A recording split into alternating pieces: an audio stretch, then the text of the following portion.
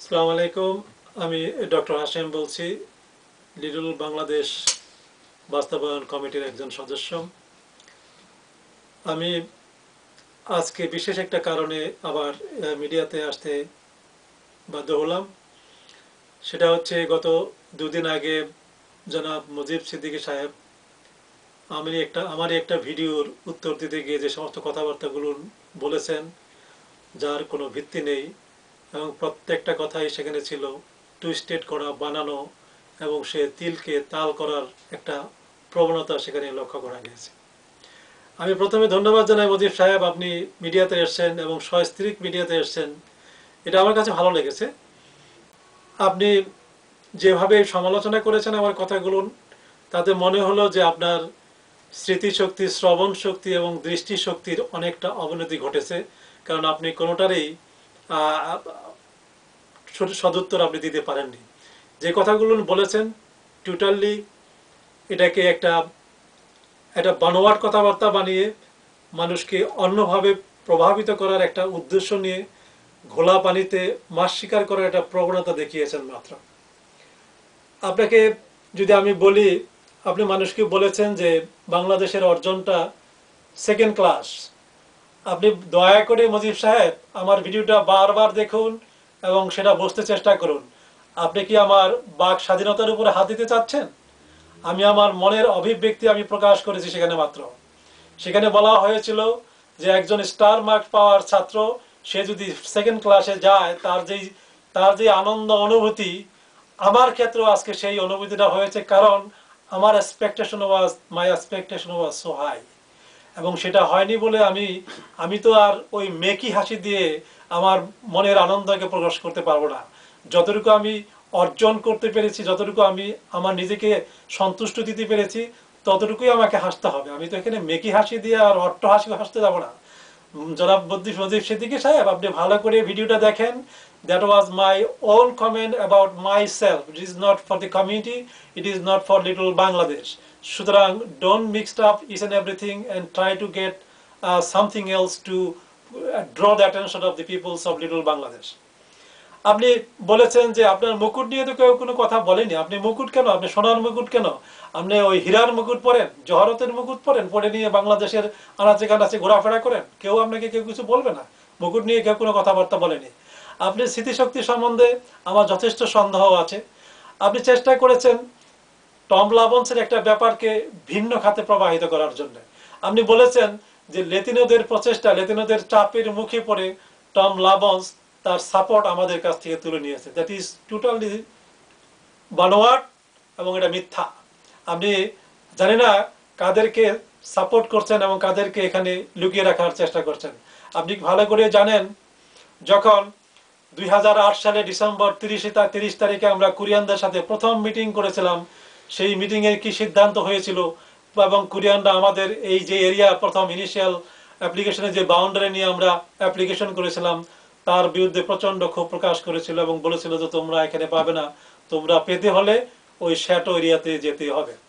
এবং সেই সেই প্রেস কনফারেন্সের পরেই কোরিয়ান কমিউনিটিকে টম লাবন্সকে প্রচণ্ড চাপ সৃষ্টি করে এবং চাপ সৃষ্টি করার পরিস্থিতিতে টম লাবন্স একটি লিখিত চিঠির মাধ্যমে জানিয়ে দেয় যে উনি ওনার সাপোর্ট আমাদের তরফ থেকে উইথড্র করলেন।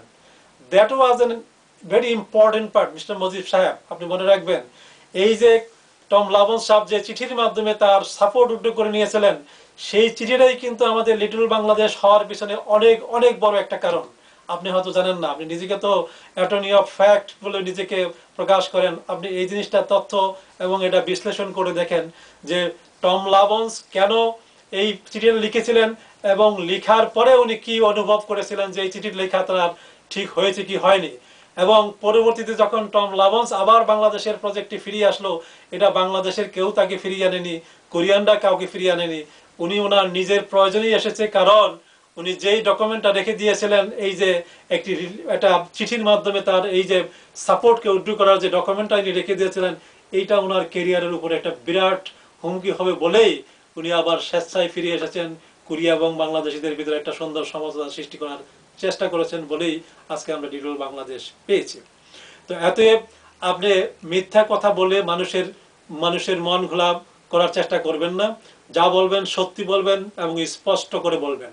আপনি বলেছেন, আমরা জানি যে শ্যাটো এরিয়াকে আমরা যখন সেকেন্ড প্লেস হিসাবে যখন অ্যাপ্লিকেশন করার জন্য প্রস্তুতি নিচ্ছিলাম, সিটির সাথে যত রকম আদান প্রদান হচ্ছিল, মিস্টার মজিদ সিদ্দিকী সাহেব আপনি কতটুকু যোগাযোগ করেছেন সেটা জানি না, সমস্ত যোগাযোগগুলো কিন্তু আমাদের 7 জনের যেই একটা ঐকান্তিক প্রচেষ্টা ছিল, আমরা কিন্তু করেছিলাম গত 6 মাস ধরে সেই সময়, এবং করে সেখানকার সমস্ত তথ্যগুলো জেনেছিলাম, কোনটা সত্যি কোনটা মিথ্যা, কোনটা করা যাবে কোনটা করা যাবে না, ইসলামিক সেন্টারের ভোটের অধিকার আমরা পাবো কি পাবো না, এবং সেখানকার ভোটের সংখ্যা কত হবে, তার কত পার্সেন্টেজ ভোট আমাদেরকে পেতে হবে।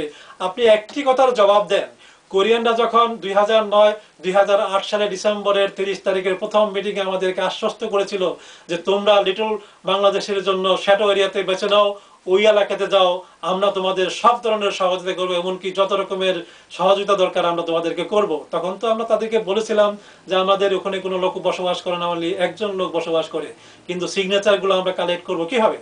তখন কিন্তু তারা বলেছিল যে কোনো ন্যাশনালিটির প্রয়োজন নাই, নাম্বার অফ সিগনেচারই হলেই হলো, ওখানে আমাদের কোরিয়ানরা বসবাস করে, সুতরাং তোমাদের যত সিগনেচার দরকার হবে আমরাই সেগুলো কালেক্ট করে দেব। কিন্তু মুজিব সাহেব কোথায় গেল সেই প্রতিশ্রুতি? কেন তারা সেই সংগ্রহ করে দিল না, সেটা আপনি খুব ভালো করে জানেন। ভালো করে জানেন এই জন্য কারণ ওরা প্রথম থেকে আমাদেরকে চাপ দিচ্ছিল আমাদের ইনিশিয়াল অ্যাপ্লিকেশনটা তুলে ফেলার জন্য। আপনি খুব ভালো করে জানেন, আমরা যখন কনসাল জেনারেল অফিসে প্রথম মিটিং করেছিলাম, যখন আমরা প্রথম কোরিয়ানদের এমইউটা দেখেছিলাম, সেখানে কিন্তু আমি আঙ্গুল দিয়ে দেখিয়ে দিয়েছিলাম যে 2 নম্বর পয়েন্টটা হচ্ছে আমাদের জন্য একটি কালজয়ী, আমাদের একটা ডেঞ্জারাস পয়েন্ট, এটাকে আমরা কোনোভাবেই সাপোর্ট করতে পারি না। তারা বলেছিল, স্পষ্ট করে বলেছিল যে আমাদের ইনিশিয়াল অ্যাপ্লিকেশনকে তুলে দিতে হবে, এবং সেই অ্যাপ্লিকেশনটা যেহেতু তুলে দেয়নি, সেই জন্যই তারা আমাদেরকে শ্যাটো এলাকাকে লিটল বাংলাদেশ পাওয়ার জন্য কোনো রকম সহযোগিতা আমরা করেনি। কিন্তু পক্ষান্তরে আপনি কি করেছিলেন, আপনি তাদের সাথে আতাত করে সেই পয়েন্টটাকে স্বীকার করে নিয়ে একটা নিজস্ব এমইউ তৈরি করে তাদের কাছ থেকে আপনি সেই সমস্ত জিনিসগুলোকে আদায় করার চেষ্টা করেছিলেন, এবং কোরিয়ানরা আপনাকে সেটা ইউজ করার চেষ্টা করেছিল। আপনি ভুলে যাবেন না, সেই কথাগুলো আমি দিতে চাচ্ছি না। অনেক তথ্য আছে, অনেক কিছু আছে, ইতিহাস মুছে যাবে না, ইতিহাস কেবল শুরু হয়েছে। আপনি বলেছেন যে আজে বাজে কথায় মানুষ কেন কান দেবে কেন, আপনি কমিউনিটি পিপলকে তাকে অর্ডার করেছেন like a the chief marshal. আপনি বলেছেন যে আমার কমিউনিটি, আপনার কমিউনিটি বলতে কিছু নেই, এটা আমাদের কমিউনিটি। এই 2 বছর 12 দিনে যতটা ইতিহাস রচিত হয়েছে, এর ইতিহাস কিন্তু একটাও মুছে যাবে না। সমস্ত ইতিহাস নির্ধারণ করা হবে, সমস্ত ইতিহাস লিপিবদ্ধ করা হবে। লিপিবদ্ধ করার পরে যখন ইতিহাস প্রকাশ পাবে, মুজিব সাহেব আপনি সেই ইতিহাস খুলে দেখে নিয়েন আপনার নামটি কোথায় আছে এবং কিভাবে আছে। ইতিহাসকে বিকৃতি করার ক্ষমতা কেউ রাখে না। অতএব আমি আবারও বলছি যে মানুষকে মিথ্যা প্রবণতা দেখিয়ে, মিথ্যা কথা বলে আমার বিরুদ্ধে লাগাবার চেষ্টা করেন না। বাংলাদেশের মানুষ, এই লস অ্যাঞ্জেলসের মানুষ ডক্টর হাশেমকে প্রত্যেকটা মানুষ চিনে। আপনি একা কেন, আপনার মতো 100 জন মজিবও যদি ঘরে ঘরে গিয়ে আমার বিরুদ্ধে কুটনামি করার চেষ্টা করেন, আমার বিরুদ্ধে দুর্নাম করার চেষ্টা করেন, মানুষ সেটা বিশ্বাস করবে না। আপনি বলতে চেষ্টা করেছেন, মানুষকে বোঝাতে চেষ্টা করেছেন যে আমি লিটল বাংলাদেশের বিরোধিতা করেছি। আপনি কোথায় পেলেন আপনার এই কথাগুলো, কিভাবে এই বানোয়াট কথাগুলো আপনি কমিউনিটিতে ছাড়লেন একটা ভিডিওতে এসে? সেটা আপনি আমাকে প্রমাণ করতে হবে, তাহলে কিন্তু আপনার আগামী দিনের পথ কিন্তু খুব একটা মসৃণ হবে না।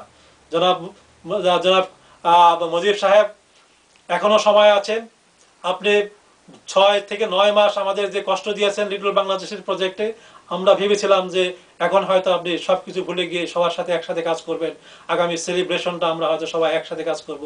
কোনো বাংলাদেশিকে বাদ দিয়ে সেলিব্রেশন করা যাবে না।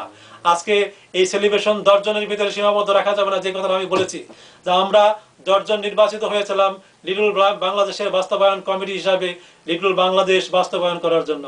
লিটল বাংলাদেশ বাস্তবায়িত হয়ে গেছে। এই কৃতিত্ব 10 জনের নয়, এই কৃতিত্ব সমস্ত বাঙালি জাতির, এই কৃতিত্ব সমস্ত লস অ্যাঞ্জেলসবাসীর।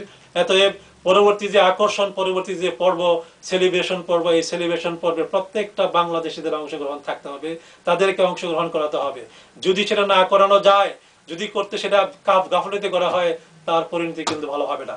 অতএব আজকে আমাদের অনুধাবন করতে হবে যে লস অ্যাঞ্জেলসের সমস্ত কমিউনিটিকে বাদ দিয়ে আমরা 10 জন এই কমিউনিটির মা বাপ শেষ যায়নি। সুতরাং আমাদেরকে কমিউনিটি নিয়ে চলতে হবে এবং এই কমিউনিটির সাথে নিয়ে আমাদের এই সেলিব্রেশন করতে হবে। এটাই হলো আমার শেষ কথা। ধন্যবাদ।